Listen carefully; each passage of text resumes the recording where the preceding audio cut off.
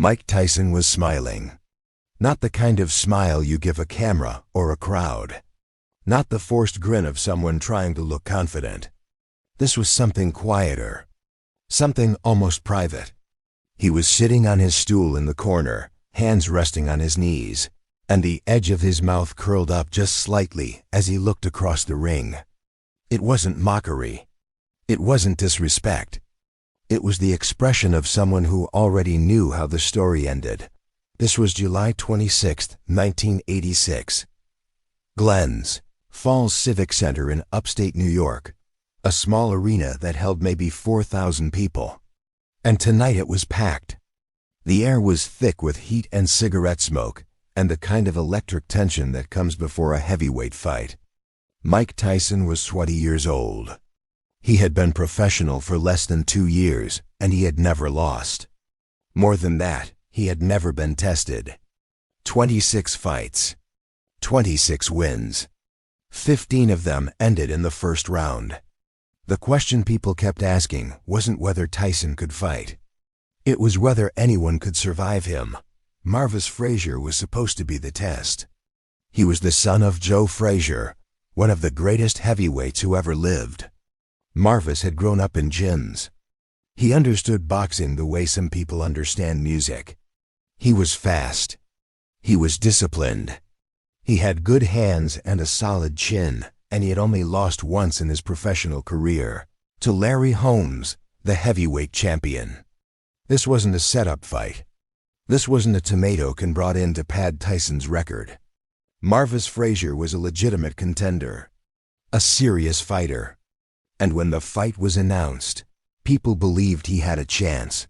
But sitting in his dressing room an hour before the fight, Marvis felt something he hadn't expected. A weight in his chest that had nothing to do with nerves. He had been nervous before fights. That was normal. That was part of the job. But this was different. This was heavier. His father had been in the room with him, wrapping his hands, talking strategy, reminding him to stay mobile and use his jab and not let Tyson get inside. Joe Frazier knew what it meant to fight a devastating puncher. He had fought George Foreman.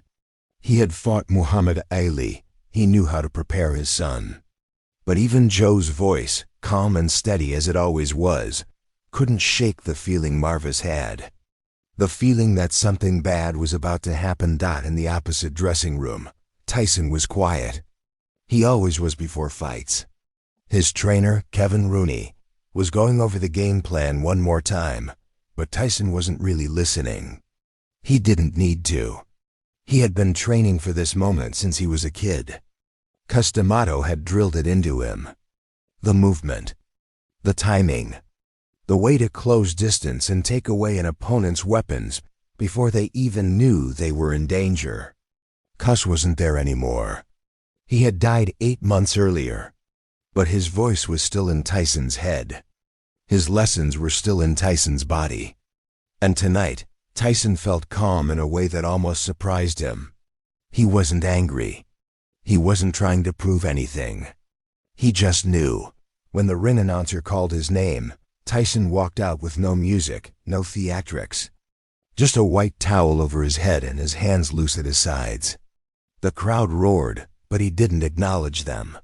He climbed through the ropes and walked to his corner, and when he turned to face the center of the ring, that's when people saw it. That faint smile. That quiet amusement. It was there for just a moment, and then it was gone, replaced by the blank expression everyone had come to recognize. But the people at ringside saw it. The commentators saw it. And across the ring, Marvis Frazier saw it too. Marvis was already in the ring, bouncing lightly on his toes, rolling his shoulders, trying to stay loose. But when he caught Tyson's eyes, something in him went cold. It wasn't what Tyson was doing. It was what he wasn't doing. He wasn't staring Marvis down. He wasn't trying to intimidate him. He was just standing there, completely still. And that smile had been so brief and so strange that Marvis almost wondered if he imagined it. But he hadn't. And the meaning of it was starting to settle in his mind like a weight. Tyson wasn't worried. He wasn't even focused. He was amused. Like this was already over, the referee called them to the center of the ring for instructions. Marvis walked forward. Tyson walked forward. They stood a foot apart, and the referee went through the rules. Protect yourself at all times. Obey my commands. Touch gloves and come out fighting. Marvis looked into Tyson's eyes and tried to find something there. Fear, doubt, hesitation, anything. But there was nothing. Just that flat, unreadable stare. And underneath it, somewhere, that faint trace of knowing. They touched gloves. Marvis turned and walked back to his corner. His legs felt heavy. His father was leaning through the ropes, saying something, but Marvis couldn't hear him over the noise in his head. The bell was about to ring. This was it. Everything he had trained for. But the confidence he had felt weeks ago, even days ago, was gone. Replaced by a certainty that he didn't want to admit. That maybe this wasn't a fight. Maybe this was something else. The bell rang. Tyson came forward immediately. Not rushing. Not wild, just moving. Closing the distance. Marvis threw a jab to establish range. Tyson slipped it and took another step closer. Marvis circled to his left, trying to use his footwork the way his father taught him. But the ring felt smaller than it should. Tyson cut off the angle. He wasn't chasing. He was just always there. In front of him. Cutting off space. Marvis threw another jab. Tyson ducked under it and stepped inside. Now they were close. Too close. 10 seconds had passed. Marvis tried to tie him up. He reached out with his gloves, looking for Tyson's shoulders, trying to clinch and create separation. But Tyson dipped low and came up with a right uppercut that grazed Marvis's chin. Not clean. Not flush. But enough to snap his head back and make his legs stiffen for just a moment. Marvis reset. His guard came up higher. His breathing was already heavy. Tyson pressed forward again. 15 seconds. Marvis threw a right hand. A real punch. Trying to land something that would make Tyson respect him. Make him think twice. But Tyson saw it coming. He leaned back just enough for it to miss, and then he stepped in and threw a left hook to the body. The sound it made was dull and heavy. Marvis's mouth opened. His guard dropped. And in that fraction of a second, Tyson threw a right hand to the head that landed clean. Flush on the temple. Marvis's legs buckled. He stumbled backward into the ropes and his gloves came up instinctively. But they were slow now. Heavy. 20 seconds. The crowd was on its feet. Not cheering. Not yet. Just standing because they could feel what was about to happen. Tyson moved forward again. Marvis tried to cover up. He brought his gloves tight to his face and hunched his shoulders and tried to weather the storm. But Tyson threw a left hook that came around the guard and landed on the side of Marvis's head. Then another right hand. Then another left. 3 punches in less than 2 seconds. Marvis's knees gave out. He dropped to the canvas, his gloves still up near his face, his eyes glassy and unfocused. The referee didn't count. He stepped in immediately and waved his arms. Fight over. 20-5 seconds. Maybe 30. The timekeeper would later say it was exactly 30 seconds from the opening bell to the stoppage. Half a minute. Barely enough time for anyone in the arena to settle into their seats. Barely enough time for the fight to even start. Tyson walked to the neutral corner without celebrating. No raised arms. No jumping. He just turned and walked away while the referee kneeled beside Marvis, checking on him. Marvis was conscious. He was trying to get up. His father was already climbing through the ropes, his face pale, his hands reaching for his son. Joe Frazier had been in wars. He had been knocked down and gotten back up. He had fought 15 rounds with men who tried to take his head off. But watching his son on the canvas after 30 seconds, there was something in his expression that the cameras caught. Not just worry. Not just disappointment, recognition. He knew what his son had just felt. The helplessness of being in a ring with someone who operated on a different level.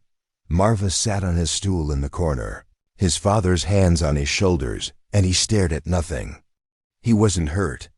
Not seriously. No broken bones. No cuts. But something else was broken.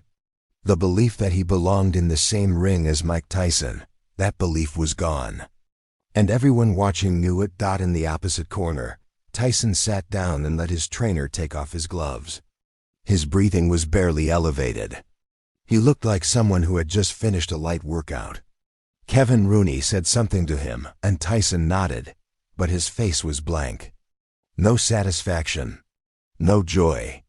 Just the calm acknowledgement of something that had gone exactly the way he knew it would. The broadcasters were scrambling to fill airtime. The fight had been scheduled for 10 rounds.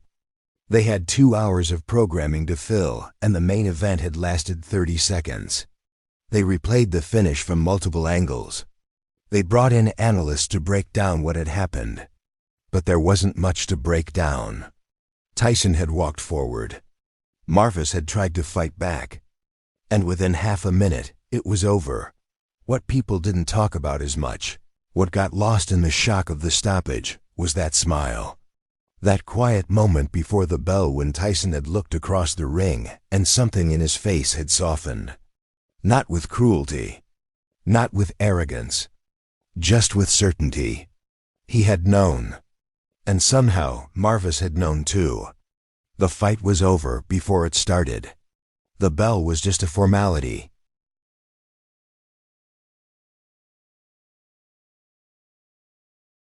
Years later, Marvis Frazier would talk about that night in interviews.